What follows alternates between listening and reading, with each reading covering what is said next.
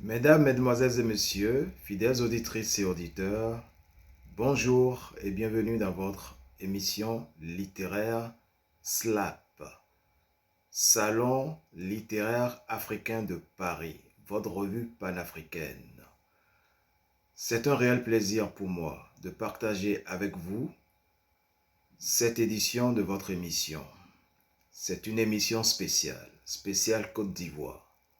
Je suis Guillaume Adouvi, fondateur des éditions Ibidoun, maison d'édition de livres orientée vers l'Afrique et sa diaspora, mais également vers toutes les communautés afrodescendantes de l'Amérique, des Antilles et des Caraïbes.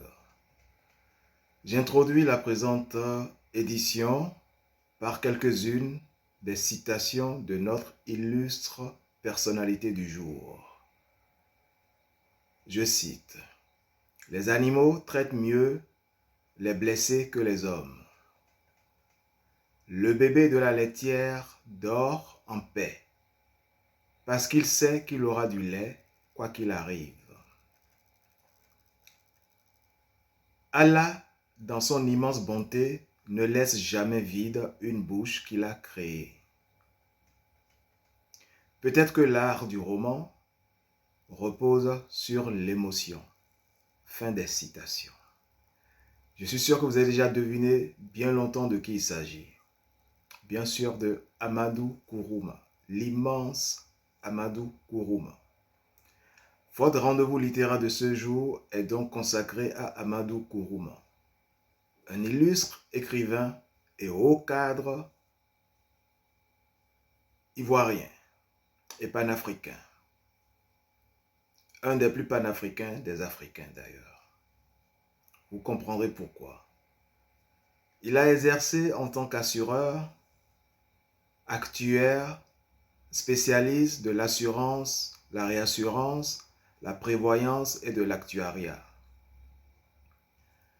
Mais d'abord, à tout honneur, nous allons nous adresser d'abord à son pays d'origine, mieux faire connaissance avec son pays natal, la Côte d'Ivoire, dont je vous fais une rapide présentation historique, géopolitique et économique.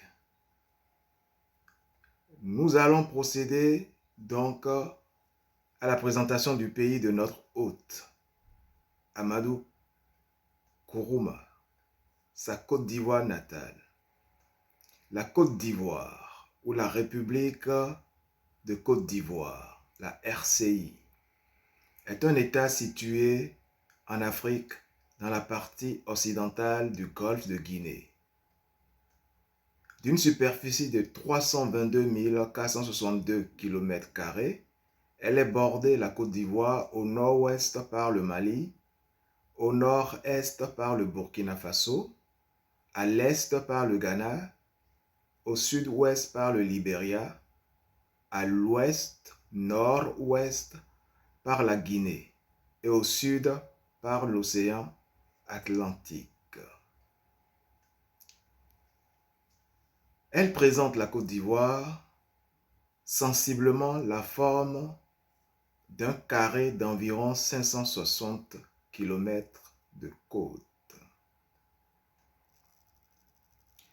La population ivoirienne est estimée à 29 389 150 habitants lors des derniers recensements survenus en 2021.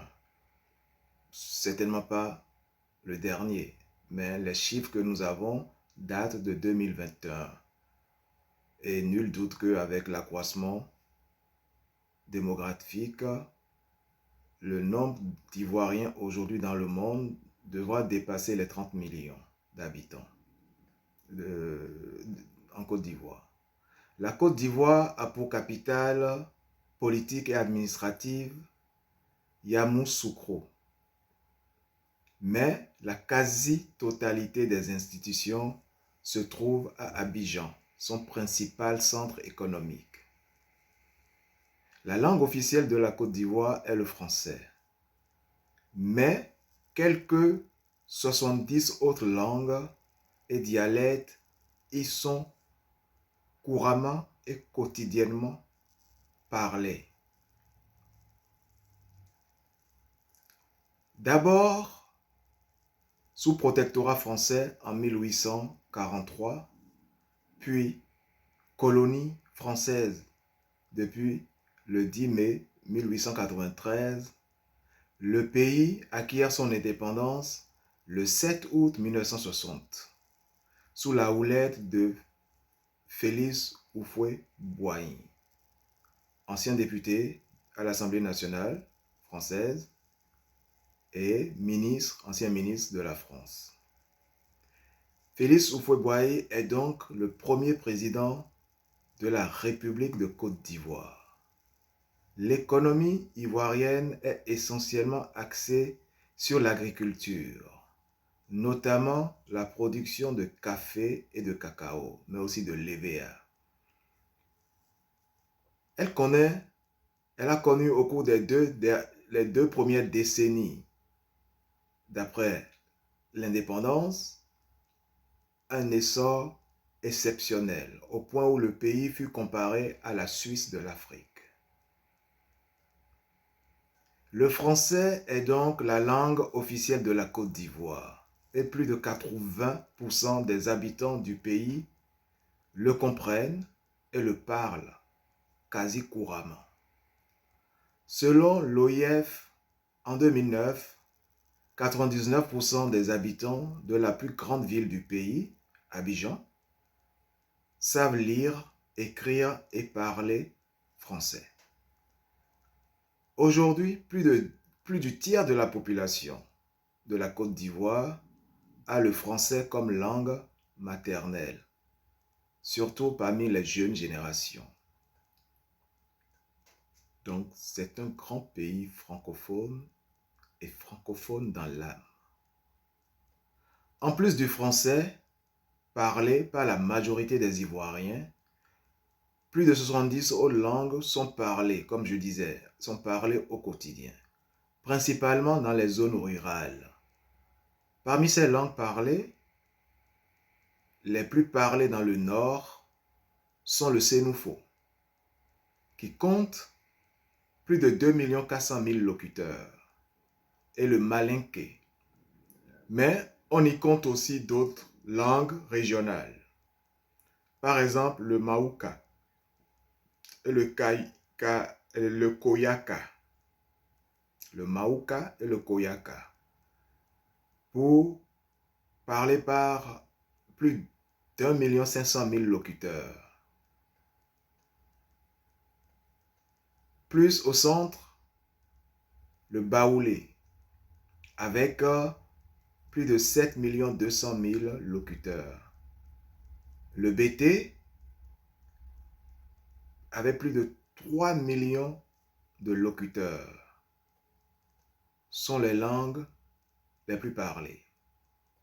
Mais il y a également d'autres langues, beaucoup de langues, telles que le yakuba, avec plus de 120 000 locuteurs, l'agni, avec plus de 400 000 locuteurs, le gouro, qui sont aussi des langues parlées là-bas. Je vous ai dit qu'il y a plus de 70 langues parlées en Côte d'Ivoire. Le dioula, l'une des plus célèbres langues, le dioula est la langue la plus parlée en Côte d'Ivoire du fait de son utilisation universelle dans le commerce. Le dioula appartient au groupe ethnique mandingue. Il est essentiellement utilisé par les commerçants et les artisans du commerce transsaharien,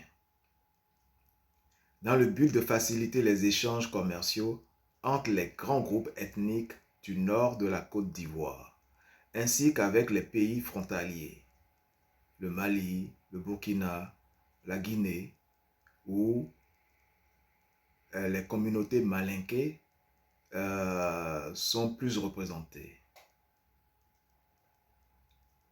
J'ai parlé de la Guinée, le Mali, le Burkina Faso et autres également. Voici donc faite la présentation du pays en ces quelques données historiques, sociologiques, géopolitiques et économiques. Nous ne rentrerons pas dans les données politiques et même politiciennes du pays, par respect à toutes les sensibilités, obédience et chapelles politiques du pays. Et nous saluons au passage spécialement toutes nos sœurs et frères, nos frères ivoiriens. Revenons maintenant à notre illustre hôte du jour et son œuvre, à son œuvre, plus spécialement à celle qui fait l'objet de notre étude, les soleils des indépendances. L'œuvre de Amadou Kourouma, se présentant comme une critique des régimes politiques post-indépendance, comme lui-même il aimait à le qualifier, je le cite, « Société de sorcières où les grandes initiées dévorent les enfants des autres ». Fin de citation. Les soleils des indépendances, le premier roman de l'ivoirien Amadou Kourouma, a été refusé au milieu des années 1960 par la quasi-totalité, sinon toutes les maisons d'édition auxquelles ce roman a été soumis, présenté pour être édité. Elles l'ont toutes refusé, notamment la grande maison d'édition française Seuil, les éditions Seuil, avaient refusé d'éditer cette magnifique œuvre. Avait refusé de l'éditer, car elle ne savait pas ce qu'elle deviendrait. Elle ne savait pas que c'était l'œuvre, une des œuvres majeures africaines de l'après-guerre. Toutefois, une maison d'édition canadienne acceptera de produire l'œuvre, de l'éditer. En 1968. Et rapidement, ce roman, Les Soleils des Indépendances, connaîtra un immense succès. Sera devenu l'œuvre référence en Afrique, notamment, auprès d'une certaine jeunesse universitaire et lycéenne, mais aussi les intellectuels, qui avaient beaucoup de questionnements sur cet environnement post-colonial, indigeste, dans lequel ils évoluaient tous. Indigeste parce qu'il y avait beaucoup d'infrastructures dictatoriales et que d'aucuns qualifieraient d'infrastructures de la folie, de l'enfermement qui broyait. Notamment les partis, c'était l'avènement des partis uniques. Qu'ils vous souviennent. Les Soleils des Indépendances, premier roman de Amadou Kourouma, qui n'a pas trouvé d'accueil favorable. En France, par les éditions Seuil, reviendra en France d'une des plus belles manières, car ce sera aux éditions Seuil de se rapprocher de l'éditeur canadien pour racheter les droits de cette magnifique œuvre, tout en présentant leurs vives et sincères excuses à l'auteur Amadou Kourouma pour l'avoir ignoré, méprisé au départ. Je parle du mépris, mais bon. L'éditeur, en fait, est un découvreur intuitif, qui fonctionne par instinct, et qui sait si une œuvre va marcher ou pas. Parce que c'est un investisseur et ne va pas investir dans quelque chose qu'il ne sent pas. Et visiblement, l'éditeur seul ne sentait pas que l'œuvre de Nkrumah deviendrait même un grand succès planétaire. Et c'est pour ça que l'éditeur se rapprochera de son collègue canadien pour racheter les droits et pour faire rééditer l'œuvre en France. Comme quoi, tout le monde peut se tromper. Nous allons parler de cette œuvre, Les Soleils des Indépendances. Oui, cette édition est consacrée exclusivement à cette œuvre. Le roman dépeint le protagoniste, Fama, un prince malinqué, réduit à la misère et à la stérilité après l'indépendance d'un des nouveaux États africains. Sans doute la Côte d'Ivoire, pays natal de l'auteur, Amadou Kourouma.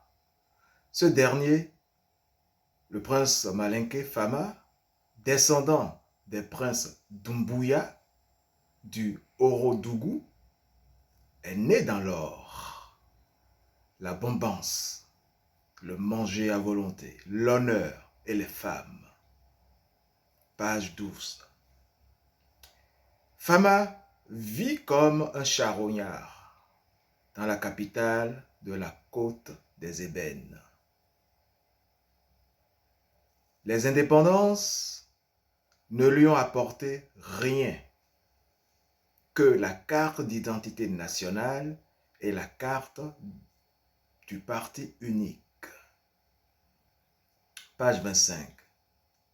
Très imagé, très fort.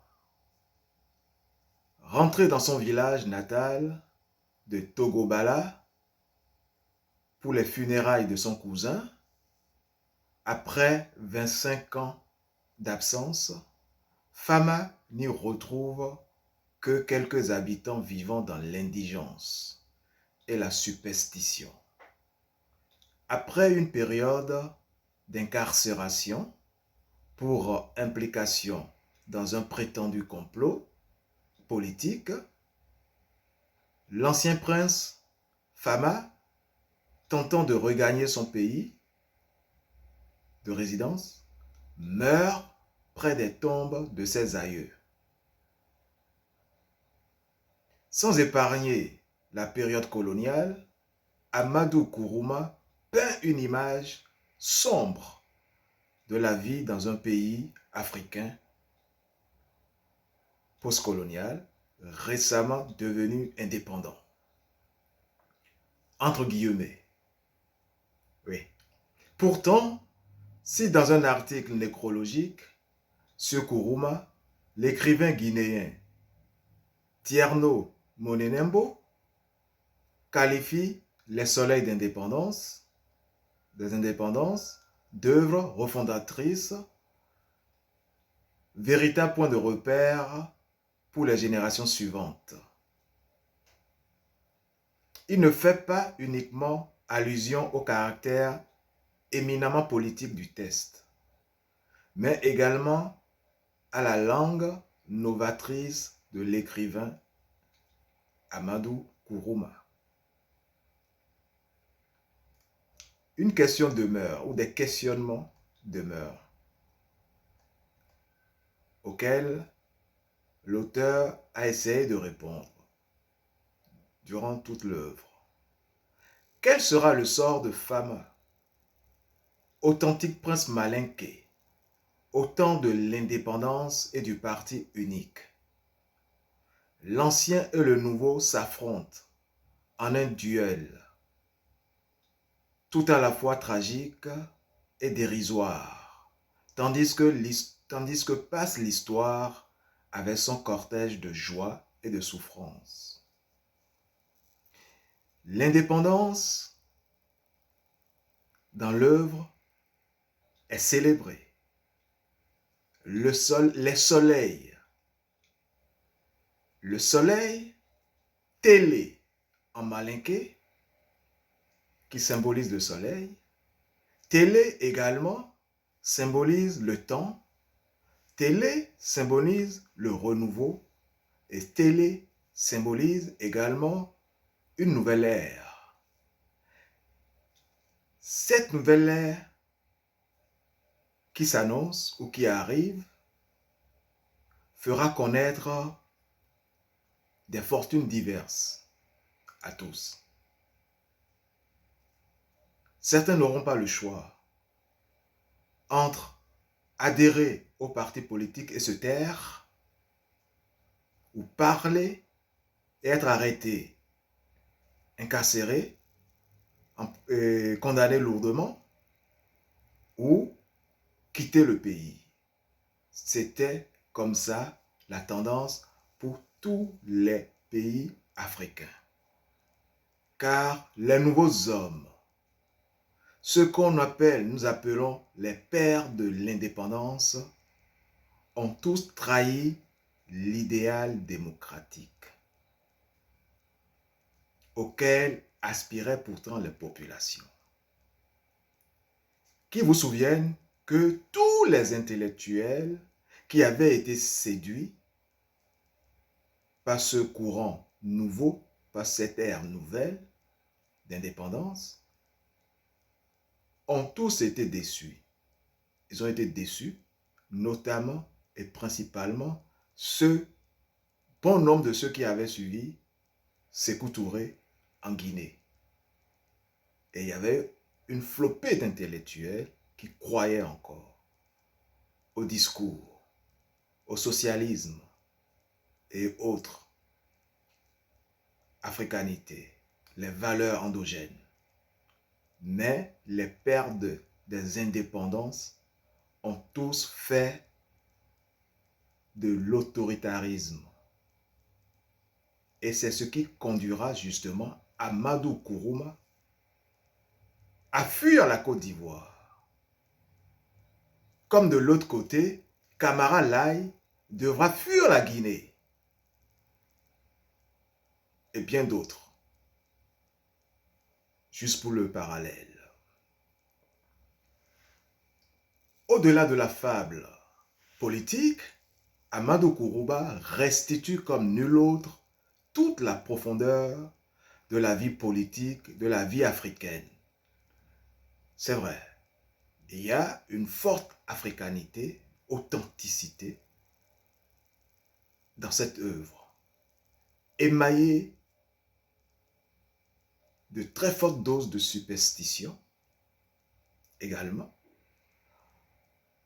On parle du mysticisme, on parle de la vie après la mort, et tout ça dans un langage réinventé. D'autant plus que des années après, des Français se demandent s'il faut classer vraiment Amadou Kourouma dans la catégorie d'auteurs français. Mais cela relève d'une petite lâcheté, car tous les auteurs francophones africains méritent d'être catégorisés dans la catégorie auteurs français. C'est quoi francophone entre nous? Y a-t-il plusieurs langues françaises? C'est la même que nous parlons. Avec des consonances selon les régions. Donc, moi, personnellement, j'ai voulu souligner cette lâcheté-là. Amadou Kourouma et tous les autres sont des auteurs français. Seulement, écrivent depuis l'Afrique ou en direction de l'Afrique. Donc, c'est des auteurs français orientés vers l'Afrique. Comme moi-même, je suis un éditeur français orienté vers l'Afrique. Voilà pour la précision.